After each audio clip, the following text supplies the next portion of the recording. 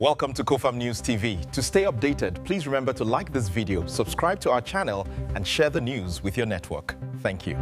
In a move that is bound to change the conversation in the coming days, the presidential candidate of the PDP in the 2019 and 2023 general elections, Atiku Abubakar, has paid a surprise visit to the imprisoned IPOB leader Nnamdi Kanu at the Sokoto Correctional Center.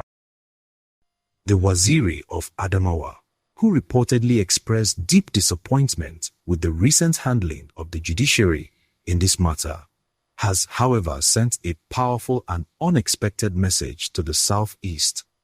Calling for immediate restraint, the former vice president is urging all Biafran agitators to remain calm and shun violence, warning that burning down the house will not bring justice home here, is exactly what he said.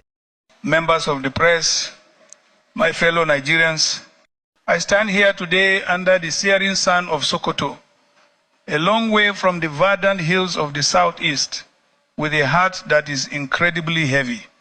The air here is hot, but the news that has broken across our nation today is chilling.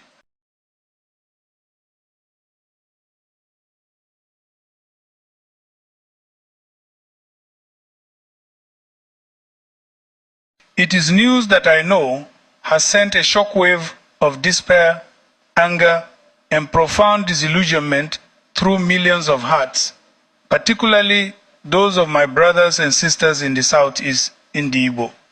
I have just stepped out from behind these imposing, unforgiving walls.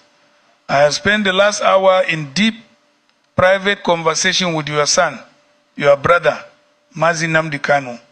I made this journey to Sokoto not merely as a politician, and certainly not to gloat or to politicize a tragedy. I came here as a concerned citizen, as a father, and as someone who deeply believes in the intricate, often fragile tapestry that is Nigeria. I came because I knew today will be a defining moment, a precipice upon which our national unity precariously balances. We all know the verdict that was delivered earlier today: life imprisonment. These are two words that carry a crushing, almost unbearable weight. When pronounced upon a figure who has come to symbolize the aspirations, the frustrations, and the deep-seated grievances of an entire people, those words do not just echo in a courtroom, they reverberate in the marketplaces of Onitsha, in the workshops of Aba, in the villages of Ebony, and in the diaspora communities across the globe. I know that for many of you watching me now, this judgment does not feel like justice. It feels like a door slamming shut on hope. It feels like a confirmation of your worst fears that the system is rigged against you, that your voices are crying into a void, and that the Nigerian state is incapable of hearing your pain. I want you to know that I hear you. When I sat with Nnamdi in that austere cell, I did not just see a prisoner convicted by the state.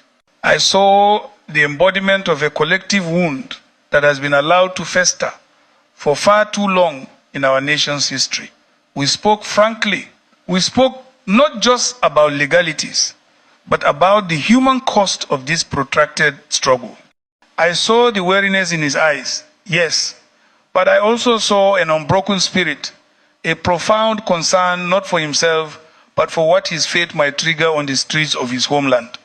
I felt the immense burden he carries, knowing that his name is invoked by millions who feel marginalized. And I feel the anguish that is currently sweeping across the southeast like a Hamatan fire. I understand the raw emotion, the tears of mothers who feel their sons are being targeted, the frustration of young men who feel they have no future in this geographical expression we call Nigeria. I understand the impulse to scream, to lash out against an apparatus that you feel is meant to crush you. It is because I understand this pain, because I can almost physically feel the rage bubbling up in the veins of the Igbo youth today, that I have come out here to make the most urgent, desperate plea of my public life. I beg you, in the name of the Almighty God, the Creator of us all, and for the sake of the future that we still hope to build, do not let this anguish turn into uncontrolled fire. Do not let this sorrow spill over into the streets as violence. I know that right now, patience feels like cowardice. I know that calm feels like capitulation. I know that the instinct is to match the perceived violence of the state's verdict with the physical violence of the street. But I implore you, pause, breathe, think. If you burn down the Southeast today in anger, who will rebuild it tomorrow? If you attack police stations, destroy government infrastructure, or paralyze the economic lifeblood of your own markets and cities, who suffers? It is your mothers who cannot go to market. It is your children who cannot go to school. It is your sick who cannot get to the hospital. It is your own kinsmen whose businesses will crumble. We must ask ourselves some hard questions in this moment of fury. If you burn down the house because you are angry with the landlord, where will your children sleep tonight? Nnamdi Kanu himself, even within the confines of that custodial center, understands the perilous age upon which we stand. He knows that the path of armed conflict, the path of chaotic insurrection, is a dead end. It is a path that consumes the brightest and bravest of our youth and leaves only ashes behind. We have seen this history before in this country. We have walked the path of bloodshed and fratricide. It is a road we must never ever willingly travel again. There are forces in this country, agents of chaos, profiteers of disunity, who want you to react violently today. They are baiting you. They want an excuse to militarize your zone further.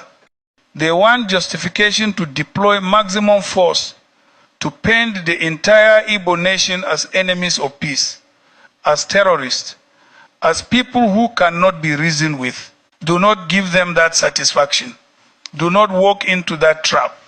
Your greatest strength right now is not in the barrel of a gun or the fire of an ass nest.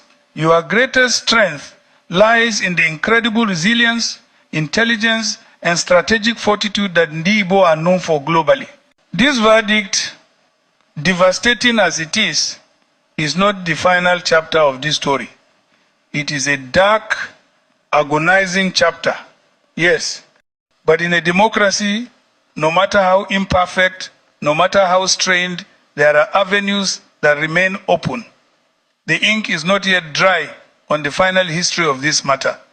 There are legal avenues for appeal to the highest courts in the land, and those must be pursued with vigor and the best legal minds available.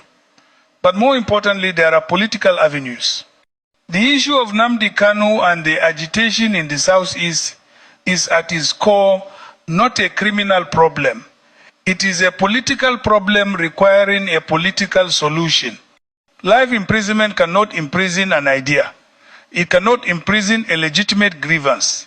These things must be addressed through dialogue, through restructuring, through a fundamental reimagining of how we coexist in this nation. Therefore, I am calling on the leadership of the Southeast, the governors, the Ohanaeze Ndigbo leadership, the revered traditional rulers, the influential religious clerics, the captains of industry. You must step into the breach immediately. You cannot remain silent. Nature abhors a vacuum, and if responsible leadership does not fill this space with guidance and wisdom, rage and anarchy will fill it. You must go back to your communities, hold your people close, speak to the youth in the language they understand, but lead them away from the precipice of destruction. Let wisdom prevail over fury. Let strategy prevail over impulse. I also call on the federal government. This verdict may feel like a victory to some in Abuja, but if it leads to the permanent alienation of a major geopolitical zone, it is a Pyrrhic victory. It is a defeat for nation building. True strength is shown not just in the power to incarcerate, but in the magnanimity to heal. The government must ensure that Nnamdi Kanu's rights, even as a convicted prisoner, are held sacrosanct, and that the avenues for legal recourse remain unobstructed. To the youth of the Southeast, I say this directly to you. Your lives are too precious to be wasted in futile confrontations with security forces. You are the demographic dividend of this nation. You are the innovators, the entrepreneurs, the creators. Do not let the justified pain of this moment blind you to the long-term necessity of your own survival. We need you alive to fight for a better Nigeria, or whatever future you believe in, through intellectual engagement, economic power, and political organization. I have given my word to Nnamdi that I will not abandon this cause of seeking a just and lasting resolution. I will continue to engage with all stakeholders across all divides to ensure that equity and justice are not just slogans, but realities for every Nigerian, regardless of their tribe or tongue. But today, the responsibility falls on all of us to ensure we survive the night. This is a test of our collective maturity. It is a test of our capacity to absorb pain without destroying ourselves. Please, I implore you, exercise restraint, remain calm, mourn, yes, cry out to the heavens, yes, organize, yes, but do not destroy. Let us fight this battle in the courts of law and in the arena of politics, not in the streets with the blood of our young people. The sun is setting here in Sokoto. Let us ensure that the sun does not set on the hope for peace in the southeast. May God grant us the wisdom to navigate this incredibly dark hour. May God protect the innocent, may God bless in the Igbo, and may God heal our fractured Federal Republic of Nigeria.